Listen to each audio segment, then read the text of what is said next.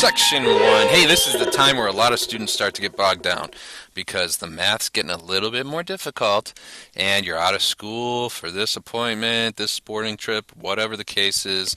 And just remember that you have to stay on top of this. The biggest problem students have in Flip Mastery is when they get so far behind they don't get caught up, because you have to do the work anyway. You know you have to do the work. We're not going to let you skip it. So you might as well do it when you're supposed to do it. That way you get your credit the way you should. So we're going to start Unit 4 here. We're talking about ratios and proportions, and you've heard phrases such as miles per hour and dollars per pound. Because of the per, that's a comparison, and the comparisons are basically what ratios are. It's when you compare two different quantities. If we look, there are three ways to write them. You have a word, you can use the word to, or you can say A to B with a colon, or A to B with a fraction. So you've done ratios before. We're going to get to an example here. Mr. Sullivan has 15 Autobots and 12 Decepticons in his Transformer collection.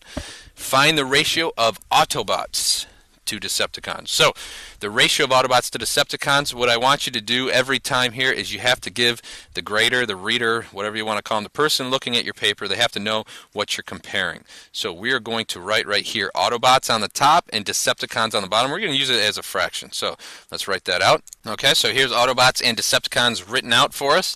And basically right here you just have to find the ratio. So how many Autobots are there? There are 15. So we write that. So this would equal 15 over how many Decepticons? 12. It's that simple. That's part A. Oh my goodness. How easy is that? Find the ratio of Decepticons to total Transformers. So let's write our ratio out here. Okay, so the number of Decepticons they gave us, so that's 12. And the total number, we're going to have to figure that out. Here we have 15 Autobots, 12 Decepticons. If I add those two together, we get 27 total Transformers. So this is all over 27. So that's it. I mean, how easy is that? That's easy. You're just writing ratios. Let's try this one. Mr. Brust has been learning how to tie his brand new Keds.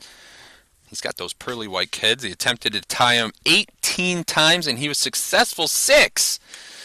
All right, we'll give him a little credit there. I don't know if that's... Anyways, find the ratio of the number of times he was not successful. This is a reading exercise. You have to read through these problems to make sure that you're finding the right thing. So let's write out our ratio. Why don't you do this one by yourself? Pause the video and do this one by yourself. Go. All right, so you wrote it all out. The number of times he was not successful was what, 12? And the total number of times that he was trying to tie those Keds up was 18. Now, we can reduce this if you want to. You don't have to, but you can, and I would, because things reduced are easier to work with. So 2 out of every 3 times he was not successful. That's what that ratio means right there. All right, a proportion. If we take two ratios and we set them equal to each other, that's called a proportion. And we hear the word proportion all the time. We read this as A is to B as C is to D. Okay, and that's how that's written. And B and D cannot be 0 because you cannot divide by 0. But if you're doing a ratio of comparison of two things, one of them is probably not going to be equal to 0. Okay, so the first thing to notice here is that the directions say solve the proportion. So you know it's a proportion. So you know they're equal to each other. So if these are equal to each other, this is a very simple equation. I mean, look, x divided by 15 equals ugly number over here. So we've already learned how to solve those in Unit 3 by using the opposite operations. You can just, instead of, this says x divided by 15 equals 22 over 6. All right, so what's the opposite of dividing by 15? We'll use our inverse operations, and that would be multiply by 15. All right, so they cancel out. So I don't have to get my calculator out. I'm going to cancel these out, cross-cancel with 3's, because I'm lazy. So some of you think it's more work to do it in your head, but it's actually, I'm lazy. I'd rather, like, I'm going to put a 3 into, divide a 3 out of both of these. So this will turn into a 5. This will turn into a 2. And you're like, well, how does that help me? Well, what do you got? 5 times 20. 5 times 20 is 100. 5 times 2 is 10. So that's 110 divided by 2. Can you divide 110 by 2? That's 55. So these cancel out there. You get 55 equals x, and you're all done with that one. All right, let's try the next one. What do we got? M divided by 12 equals 9 over 2. M over 12 equals 9 over 2. And remember, these are proportions.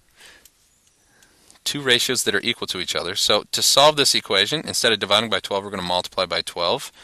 And you're going to get m on this side is equal to, and again, I'm going to cancel these out. You're going to notice these are in your you're coming up in your quick review is canceling, so that we can get really quick at this and we don't have to bring out calculators. You can just get right to the answer. 6 times 9 is 54. You're all done with that one. All right, this one, what do we got? This one's kind of tricky. So let's do times 39. It's a two-step equation. Times 39. And if you notice, look, these will cancel. What are you left with? The numerator. K over 4, or K minus 4, sorry. K minus 4. What about on the left? Well, again, I'm going to cancel. I mean, these won't always cancel, but I think I set these up so we can practice canceling here.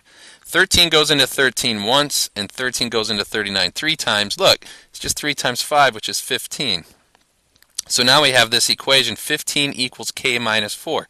How do you get rid of the minus 4? You add 4 to both sides. This is beautiful. 19 equals K. We're buzzing through these. They're very quick and very easy. How about one like this, where you have the variable with the coefficient in front, the number? Well, it's exactly the same. Let's multiply by, well, we did reciprocals. You could multiply by 5/3. That's the quick way to do it.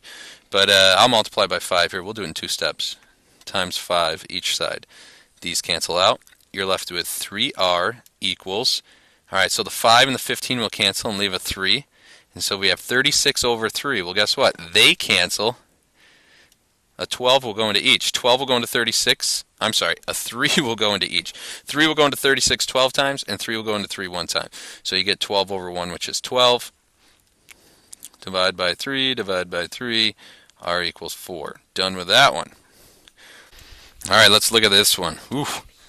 C minus 3, then you divide by 8. All right, we got to get rid of that 8. So we're going to multiply by 8. That's the opposite. They cancel out. Let's draw our line here. I've been forgetting to do that. C minus 3 on the right because they canceled. On the left, you get 8 over 1 times 7 over 112. Now, here's the thing. I know a lot of you probably can't cancel that in your head, but what I'm going to do is multiply across, just like you should for fractions. What do you get? 56 over 112. Well, this reduces very nicely to 1/2. So I'm just going to reduce it. I'm going to be smarter. Here's our new equation. There you go. It's reduced by 1/2. Now I'm going to add 3 to each side. What's a half plus 3? If you have a half a dollar and you add $3, you get 3.5. All right. There's that one. Super. So let's look at some an application type problem here. In the first 4 games of the season, a soccer team scored a total of 10 goals. If this trend continues, how many goals will the team score in the 18 remaining games of the season? This goes back to the first example we did where you have to write out what your ratio is. Please tell us when you're writing these fractions, these ratios, what we're looking at here. So if, what do we got? 4 games, 10 goals. So for 4 games, I'm going to write out the actual units right here. 4 games, team scored 10 goals. That's the same as how many goals, so we know exactly, look, games over goals. We know exactly, so how many? I don't know. So we're going to put an X there. We don't know.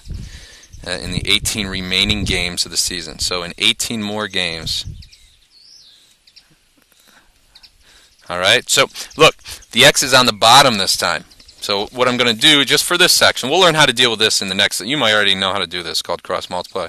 We're going to do that in the next section. But for now, what you can do is just flip both of these. There's no reason you can't flip both of these. So instead of 4 over 10, we're going to make it 10 over 4 equals, but you have to flip both. If you flip one, you have to flip the other. And then here we go. We can just multiply by 18, just like all the other problems. So if you come up to a ratio where things are switched around, just flip both. That's not a problem. 18s will cancel now.